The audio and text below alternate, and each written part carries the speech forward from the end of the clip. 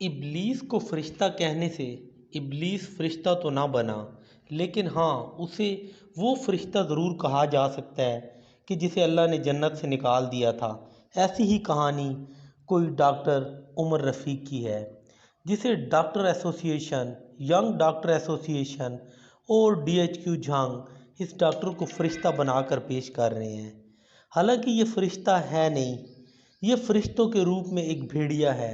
ये एक ऐसा भेड़िया है जिस भेड़िया ने कई औरतों की ज़िंदगी तबाह की, जिसकी ज़िंदगी के बारे में अगर आप गहराई से देखेंगे, आप इसके इलाके में जाके अहले इलाके से पता करेंगे तो आपको अंदाज़ा हो जाएगा कि ये कैसा मेड इन चाइना डॉक्टर था। जो चाइना से डॉक्टर बनकर आते हैं उनकी क्या वर्थ होती है, आप बखूबी जान सकते हैं।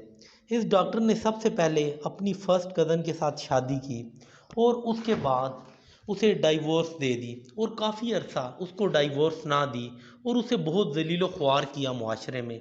आखिर तंग आकर उसने डाइवोर्स ले ली और एक बच्चा जो अब भी मुआशरे में एक निशान इबरत बना हुआ है। उसके बाद इस डॉक्टर उमर रफ़ीक ने अपने मर्डर से पहले फिर एक नर्स के साथ शादी की और फिर उसको निशान इबरत बना दिया।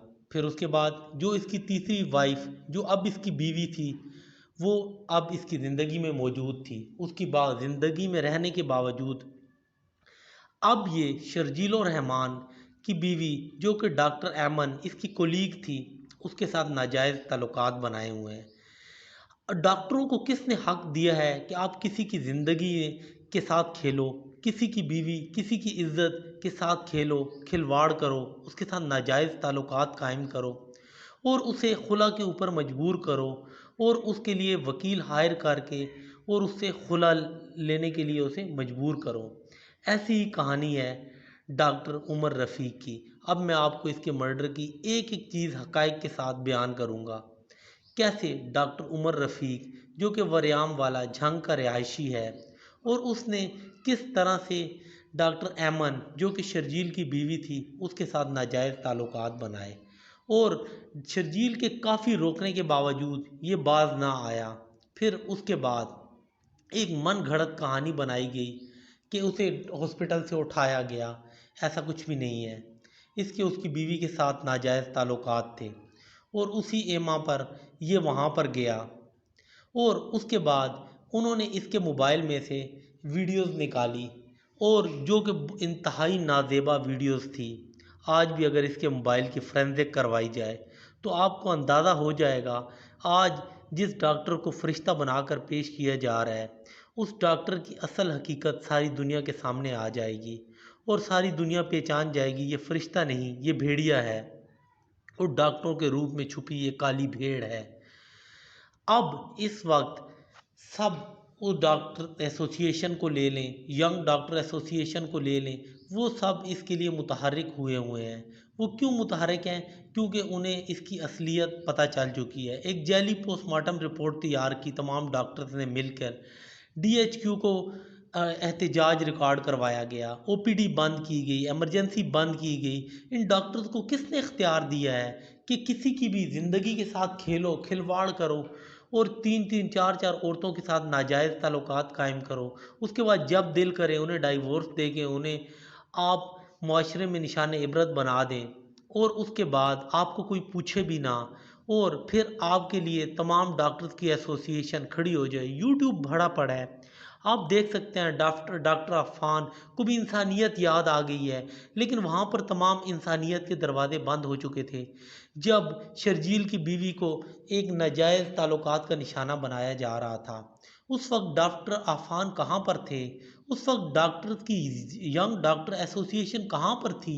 उस वक्त ये तमाम यूट्यूबर्स कहाँ पर थे? ये तमाम मीडिया चैनल्स कहाँ पर थे? अब उस पुलिस मुलाजिम और उनके साथ जो ज़्यादती हो रही है उसके ऊपर कोई बात करने को तैयार नहीं है। उनके लिए इंसाफ का दरवाज़ा उनके आईजी पंजाब भी थे, लेकिन अब अगर वो भी उन्हें इंसाफ नहीं दिलवाएंगे, मैं आईजी पंजाब से ये सवाल पूछता हूँ, क्या आप एक शफाफ तहकीकात नहीं करवा सकते? आप डॉक्टर उमर रफ़ीक के मोबाइल का फोरेंसिक नहीं करवा सकते? क्या अगर आप डॉक्टर उमर रफ़ीक के मोबाइल का सही तहकीकात करवाएं, फोरेंसिक करवाएं और उसके मोबाइल में से जो नाजेबा वीडियोस बरामद हुई क्या उनको पब्लिश नहीं कर सकते आप? उसके बाद जो एक जैली पोस्टमार्टम रिपोर्ट तैयार की गई, नाक काट दिए गए, कान काट दिए गए, क्या डॉक्टर्स की इस जुल्म और तशद्दुद और जबर के ख़िलाफ़ आप आईजी साहब मैं आपसे पूछता हूँ कि आप ये बात नहीं कर सकते? अगर आप में इतनी अखलाकी जुर्रत नहीं है, आप ये बात नहीं कर सकते, तो फिर आपको ये हक भी हासिल नहीं है कि आप एक बेगुनाह मुलाजिमीन को इस तरह निशान इबरत बना दें। और अब वो बेयारो मददगार इस वक्त मुआशरे में निशान इबरत बनने जा रहे हैं।